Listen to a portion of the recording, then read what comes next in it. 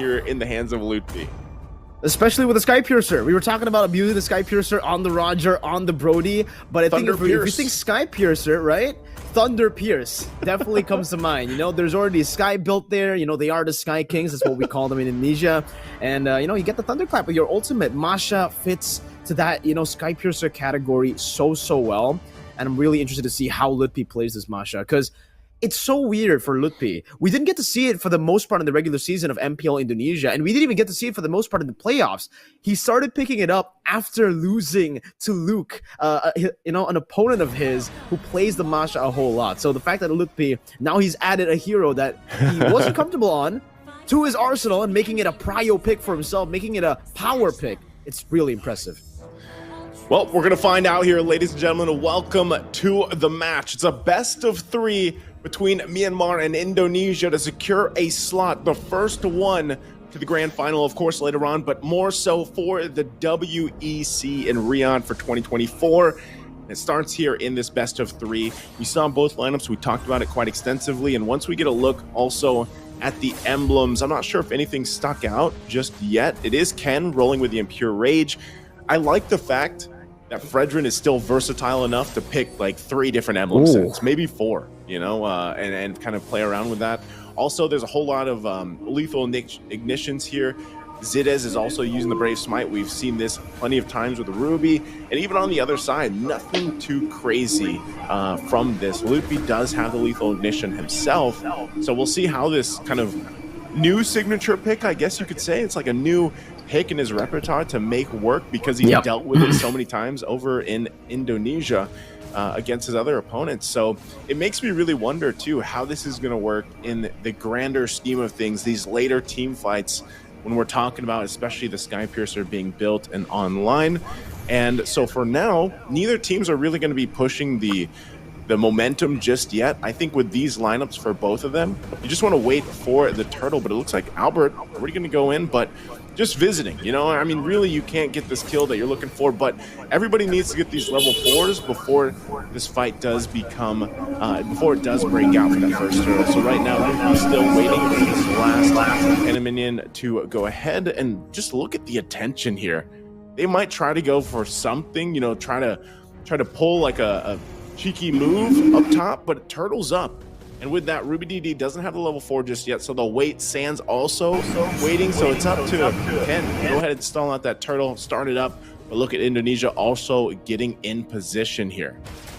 From Myanmar so far, Ken holding on to that turtle. Albert pops in a shield unity. Keyboy looking for an angle now of that onward. You can see that Albert will go for the shield unity onto Zide. Let's give me the feather airstrike as well as the onward to get a claim for his blood. Albert winning on the retry battle, but in the back it's gonna be Ruby DD who claims the kill on the Sans. But Lutfi flickers forward now and just goes in for the last 2 scratches to get the trade in favor of Indonesia. Keyboy continuing with the onward and the Earth Shatter, knocking Ken up, doing some damage, and he does have the Primal Wrath, so he can try to go for a little bit more damage here. It is going to be the Appraiser's Wrath forcing him out. He will be able to onward backwards again, just buying some time. Finally gets that Primal Wrath off. But yeah, early on, a win for Indo. Yep, Keyboy knew. You know, he's like, I can stay here and just be annoying for a while because I have Primal Wrath. And yeah, they came out on top of that whole exchange. Oh, mid lane. Great pickoff on the Sans by Zide with the flicker into the I'm Offended, straight into the follow-up coming in from Myanmar. Well played to equalize the kills. On the board, diversion into the bottom lane. Doesn't have the I'm Offended though, so really no threat of taking CW down, not just yet. Yeah, it was a good idea, like send the package, you know, type thing. Here we go. I was going to talk about the items because that whole exchange, how it happened. We might not get a chance though. Earth Shatter. Onward not connecting earlier. Shielding need to lock her down. Dozide to be able to pop into I'm Offended, but will fall to the Poissons as Juno in the bottom lane will still be able to use the Abyss Walker and the Spear of Destruction as well to try to defend and clear out these minion waves from pushing into that turret. Okay. You know, I wanted to get a chance to talk about the items, but it looks like Indonesia just wants to keep fighting. Another feather airstrike, no thunderclap just yet. Lutfi decides to use it to try to go for that execute, and Sans will still be able to claim that kill up top. All right, so Indonesia finding picks where they can. They might just go for another. Juno gonna be fine. Gets out of there with a walker. But so this is the thing, man. Like with the lead that Indonesia has gotten themselves. Oh no, Albert, is he gonna be in trouble?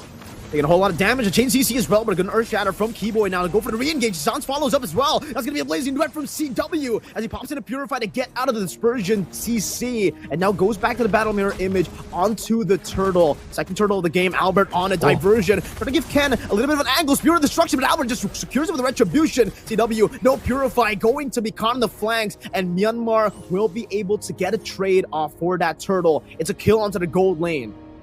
Okay, maybe we get a chance now. Let's look at it real quick before Ken starts a fight.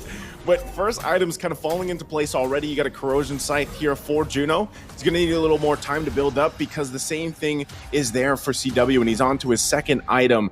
With that too, Sky Piercer already being locked in for Loopy. That first item, that rush, is exactly what we were thinking about for the Masha, and that can be quite devastating. You got the wings already picked up by Sans, helps with that little bit of shielding and a little bit more mobility that already Farsa has a ton of.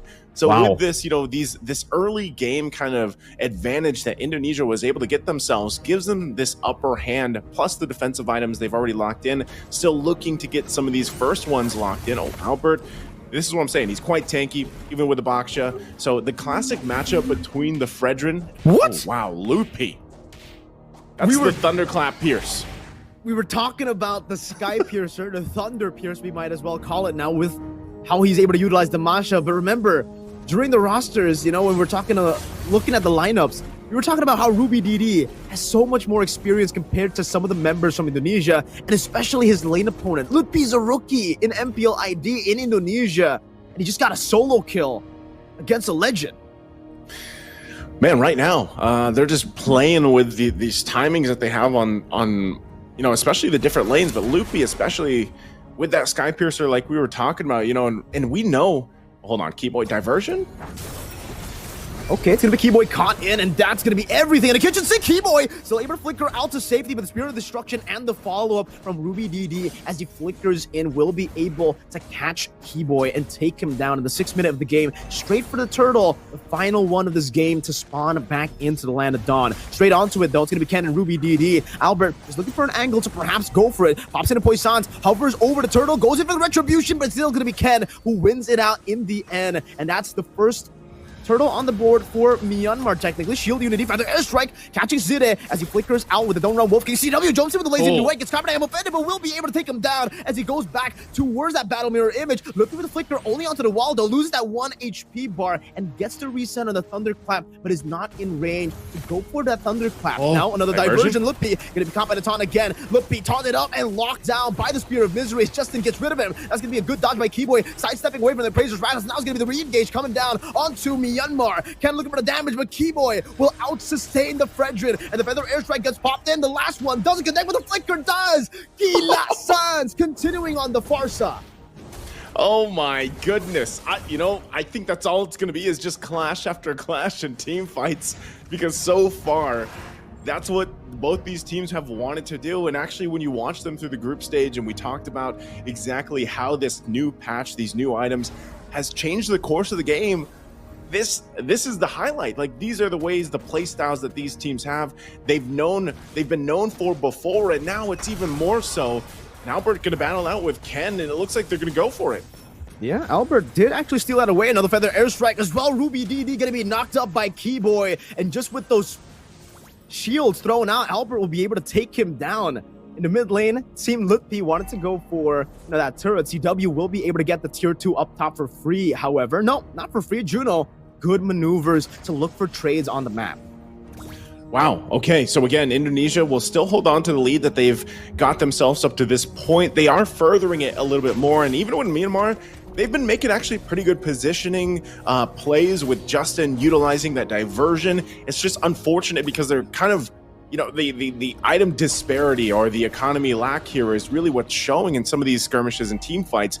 And so as they get ready for this Lord here, I think it's still a little tough for Myanmar to actually approach this fight because they're outgunned and out-itemed. Even with a good diversion play, if they can catch out a key target, which could be Sans, could be CW, then they might have the upper hand. Then they have to deal with Lutfi, especially on this Masha, like we said, with the Sky Piercer already and other items locked in. So with that, Myanmar will actually go ahead and try to dance this off, it looks like. But even with Keyboy, early immortality picked up. He has the Primal Wrath still available as well. The placement and positioning here for Indonesia is really what's going to kind of set this apart. And that with the lead they have, look how front forward they can be. They can actually dominate this side of this Lord, zoning out the members of Myanmar. You have to wait, because rubydd, where is he going to enter from? But 4th of health. Ken's all alone. Chain CC'd. Albert going to be able to pick up the Lord for free. Ken be melted down. Lippy walking forward. CW with a battle mirror image aggressively as well to the fronts. But Indonesia will just be happy with that trade. No contest for Myanmar. Okay, no contest for that one. Again, this is what I was saying. I think it'd be difficult for them to really contest that first Lord or even fight that fight. But you know, the way that they come back into this game, even given the fact that 4,000 lead for Indonesia, is really utilizing diversion like they have. They've had some pretty good plays, but also Juno. Great thing, Juno hasn't died yet. He hasn't gone down. He's been able to farm up pretty well. He's got the 3 items. He's got the DHS, the Corrosive Scythe. He's got the Golden Staff. So he should be able to pump out pretty good damage. Might work on that Wind of Nature next for a little defense. And he's going to be a key component in winning some of these fights. Not only that, but if rubydd can get the setup that he's looking for with this Dairoth pick, penetrate that armor and set things up here, what do you see? Wait, did Albert just accidentally get 2 Sky Guardian helmets? I think he did, and he just sold the Sky Guardian helmet to buy another Ares belt. I think that might have been a mistake, man, and that's actually quite a costly one. I don't know if it's a visual bug or if it actually is true that he sold the Sky Guardian helmet, because I saw him pick it up, and there was 2 in the inventory. Juno doing a good job at clearing up top lane now. CW gets rid of the tier 2 in the mid lane as Litpi as well tries to do the same thing, but towards the tier 2 in the bottom lane. CW with a battle mirror image towards the fronts, trying to go for some damage onto Ken, but he will still be able to utilize that turret splash to clear out the waves. And it seems for Indonesia, they want to get rid of all the turrets, all the base turret splashes with the First Lord.